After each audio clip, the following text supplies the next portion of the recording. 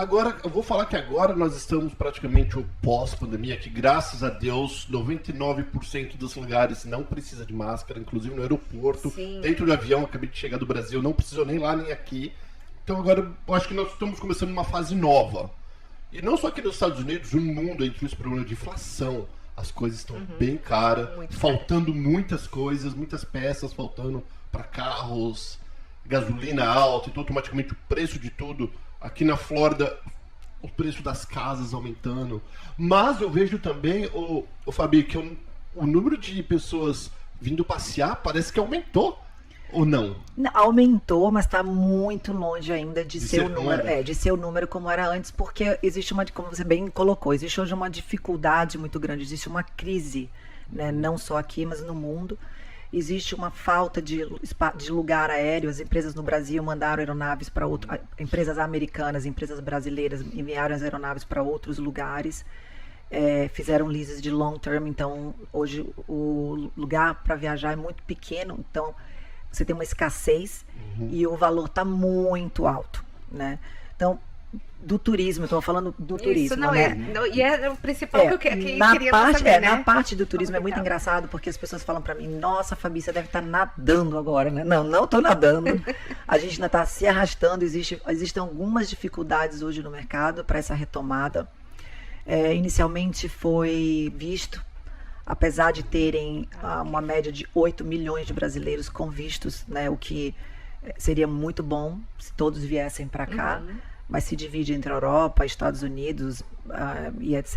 Enfim, Dubai foi um grande destino na época da pandemia, porque não precisava de vacina e outras coisas. Eles não entraram no travel ban, né, então você podia viajar. Mas enfim, voltando aqui, o primeiro desafio foi, na retomada, a quantidade de crédito, né, que existia no turismo, porque o governo no Brasil, ele, graças a Deus, protegeu a indústria, né, e decretou, eles colocaram algumas medidas provisórias onde as empresas de turismo não tinham necessariamente que reembolsar o passageiro, eles poderiam ficar com crédito, utilizar até 2 anos, e a empresa deveria devolver após 1 ano, depois que o CDC decretasse que não havia mais pandemia. Deixa eu cortar você rapidinho aí, que é Corta. tão legal que você falou isso que me deu um clique aqui. O que eu ouvi dizer, né, boatos que nós que não estamos na área ouviu dizer, que as empresas estavam usando esse dinheiro para pagar os funcionários. Aqui ou no Brasil? Aqui. Tá. Você me corrige se eu estiver errado, tá falando besteira, Não, por favor. claro. E depois, agora, eles não têm ou não tinham o dinheiro para devolver esse crédito. Então, na verdade, ontem foi engraçado que uma cliente minha falou assim... Eu também fiquei nessa dúvida. Não, assim, ó, e é muito transparente, eu acho que as coisas precisam ser claras, que eu acho que fica mais fácil, Sim. né? Obviamente, todas as empresas, elas giram com cash flow, né? Então, quando você vende e você tem que pagar alguma coisa, ele entra naquela roda. Você tem prazo para a pessoa que vai te pagar, ela tem prazo para pagamento, e você também tem prazo para pagar seu fornecedor. Né? Então, você entra naquela roda.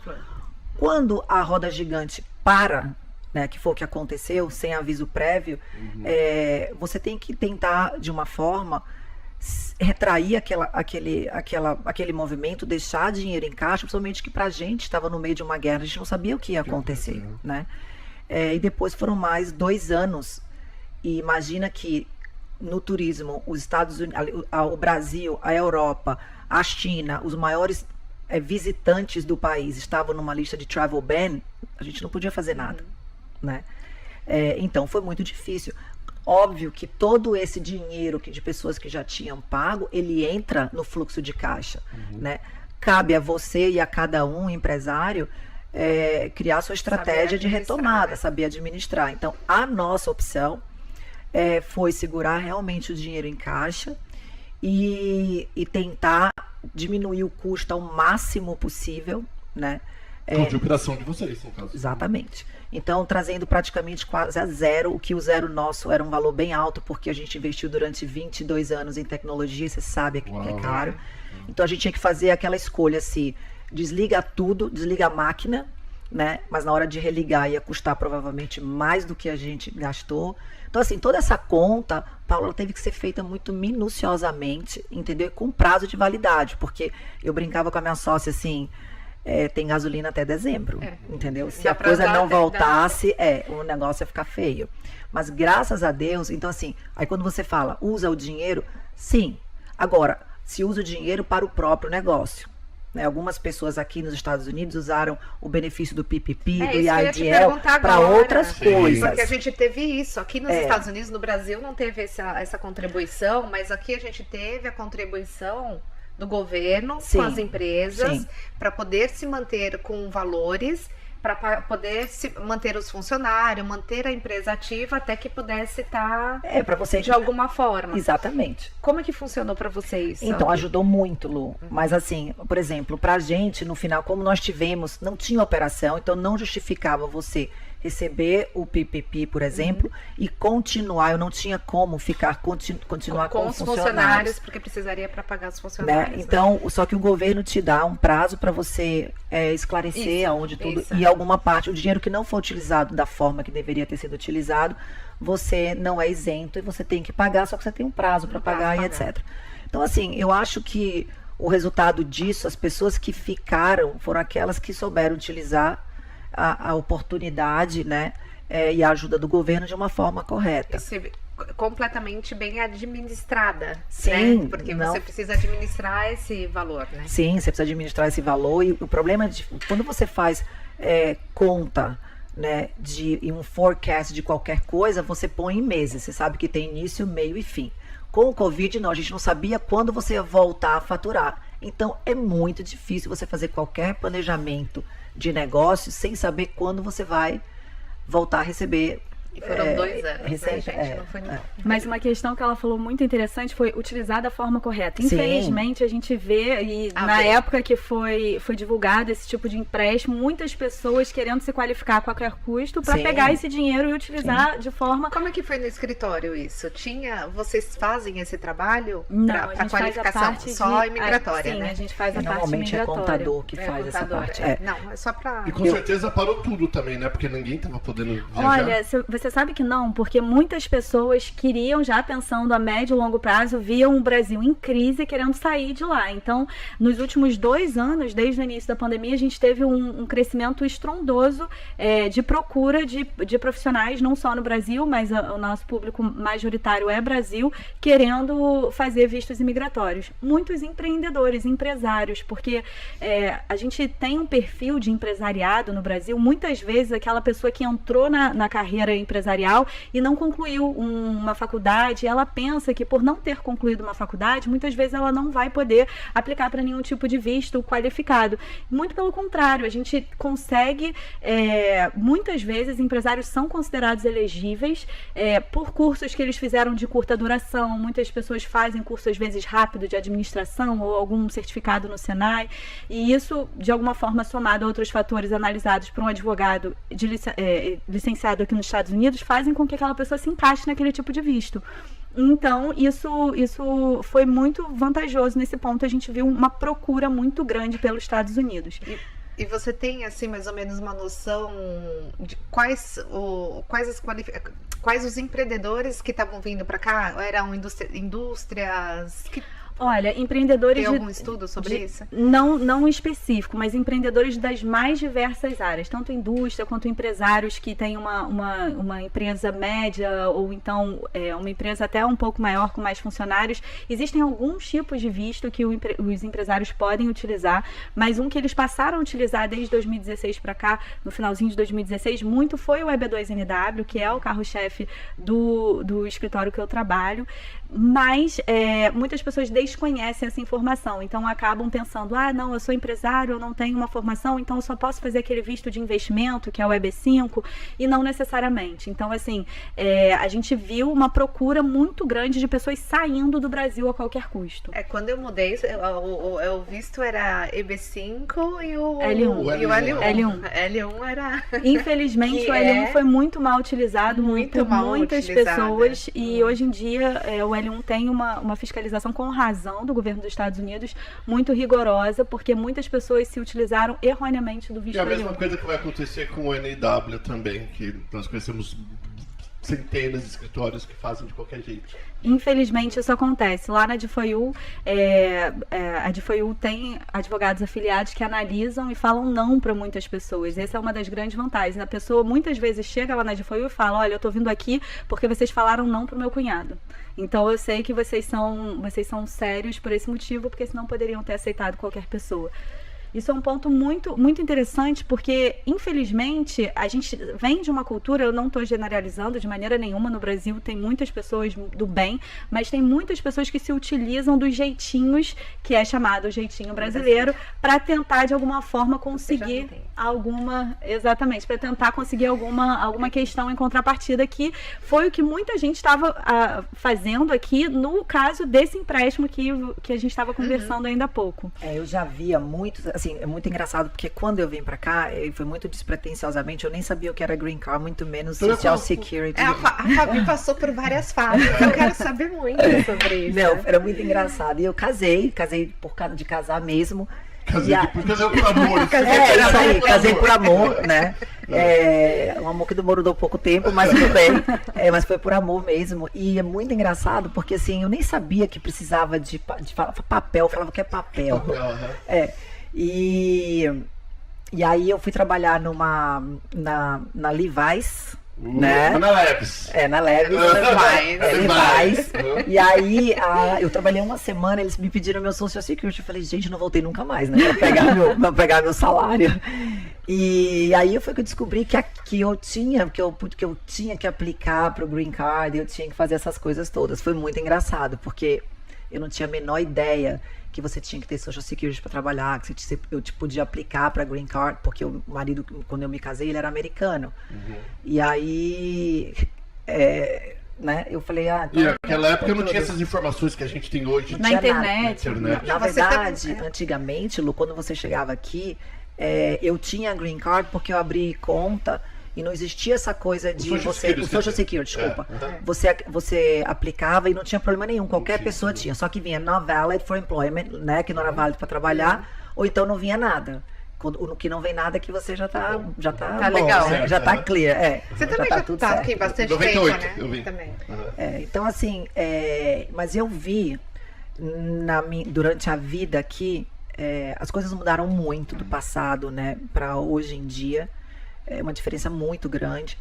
E o que eu observei é que durante alguns anos existiram alguns escritórios aqui que o que eles faziam? Eles começavam o processo, que é o primeiro estágio, onde você consegue, eles recebem e te mandam o protocolo que eles receberam, e com aquilo ali você consegue tirar o seu social e tirar isso aqui. Né? Acabou. Só que aí levava o processo aquele tempo inteiro e a pessoa já sabia que ele não ia conseguir é o que acontece agora com o asilo.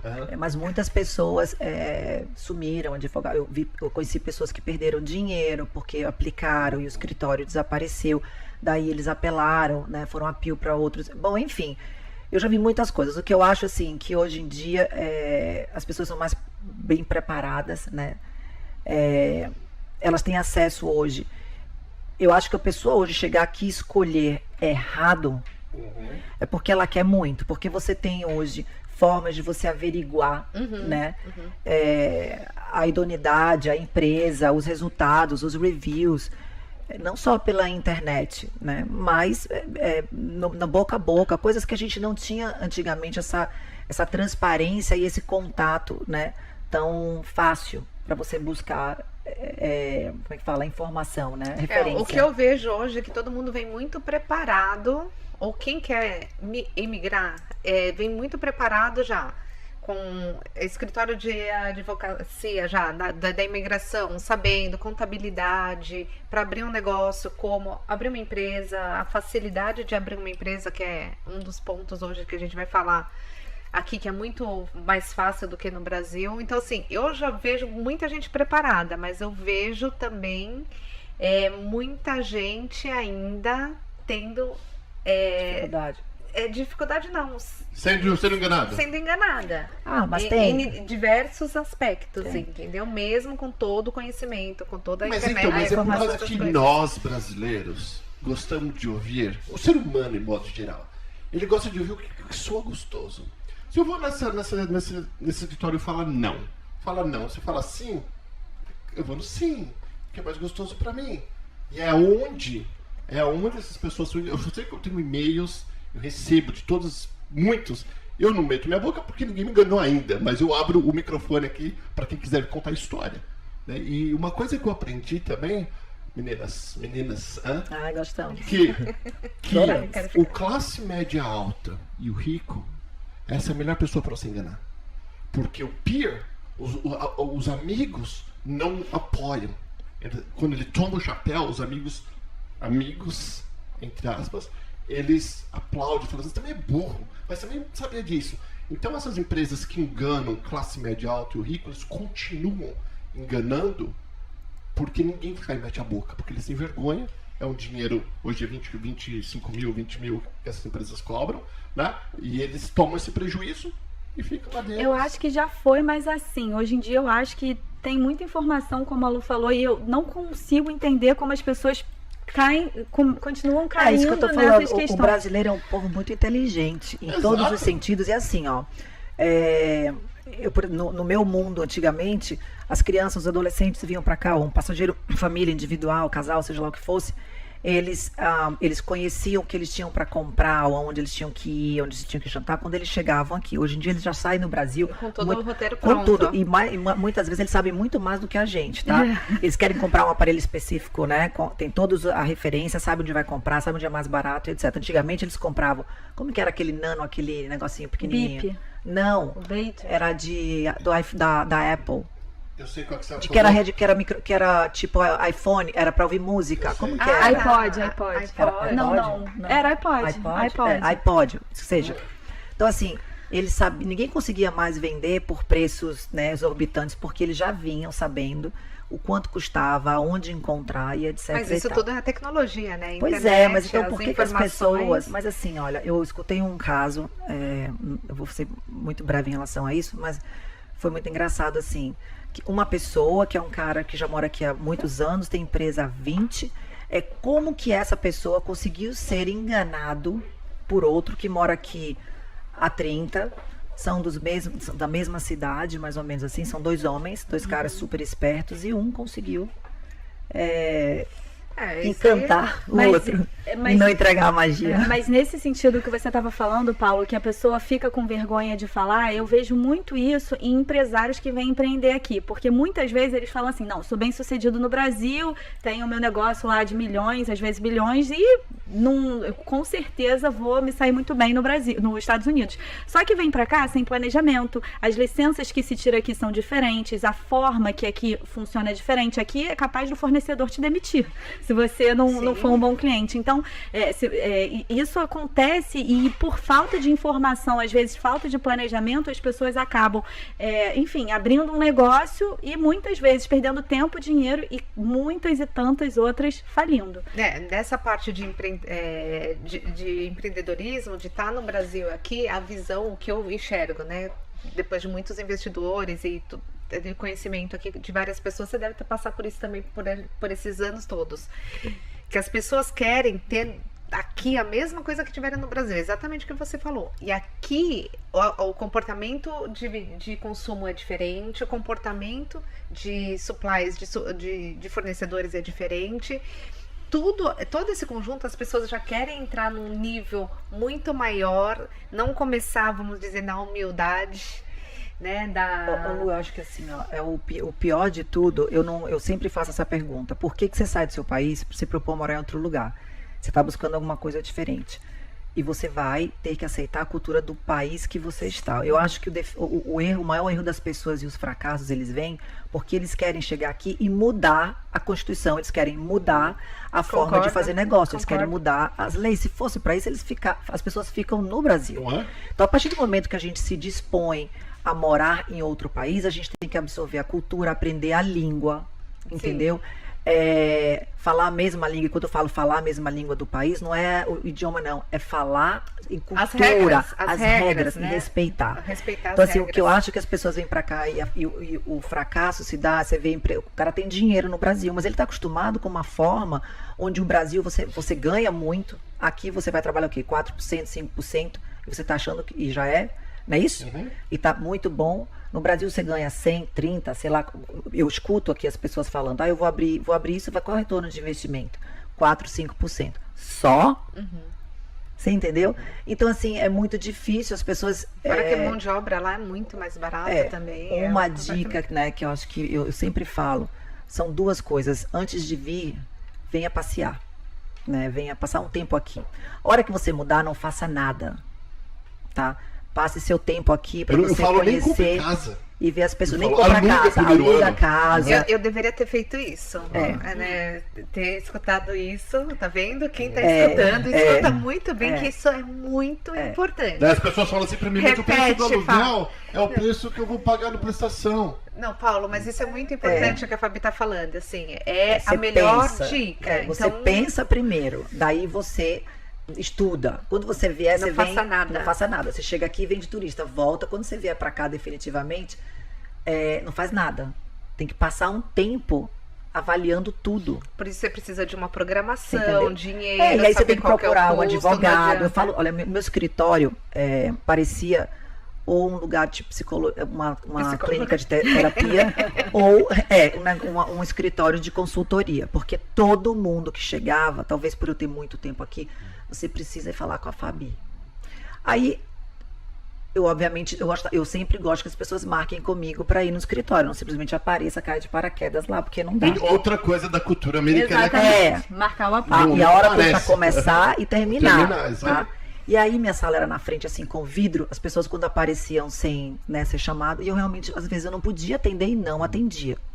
Mas eu comecei a ver que aquela coisa estava crescendo muito. E o meu speech sempre foi a mesma coisa. Eu falava, gente, eu não sou advogada, eu não sou contadora. O que eu posso falar para vocês são 3 coisas, tá? Escute mais do que fale, tá? Fale muito pouco. 2, procure um contador e procure um advogado. Mas você tem tenho alguns. Então, esses daqui que eu sei, agora você tem que escolher... né, visitar e saber com quem você... Acho que tem que ter uma tem mais afinidade. Tem afinidade e escolher onde você vai ficar, né? Mas é simplesmente isso daí. Eu acho que quanto menos você fala, melhor. Teve um encontro da Lid, que agora eu não me lembro qual o nome da pessoa que estava dando a palestra, mas ele é o que tem máquina de Francisco. E ele falou que a habilidade dele foi falar não, porque aqui o negócio, às vezes é aquele negócio, a pessoa te aborda e fala, não, mas esse negócio é agora, você tem que investir, você tem que abrir, vai dar. Todo dia tem alguém batendo na porta oferecendo uma oportunidade. Né? Mas eu achei tão interessante ele falar assim, a habilidade de falar não, porque você tem que falar muito não, você chega aqui, você fica um ano falando não, aí depois você pensa, é muito parecido com o que você tá falando. Mas eu moro assim, eu tenho 30, né, então assim, eu me separei recentemente, eu tenho um namorado e a gente já tá junto há 2 anos e ele fala pra mim assim, eu fico impressionada porque logo quando a gente começou a namorar, o primeiro ano ele falava assim pra mim, todo dia alguém te chama pra fazer alguma sociedade e você responde tão fria, você nem se abala, né, tipo assim, porque ele, como tem pouco tempo aqui, ele às vezes achava assim que era. Mas e aí? Aí eu... Que oportunidade maravilhosa. Nada.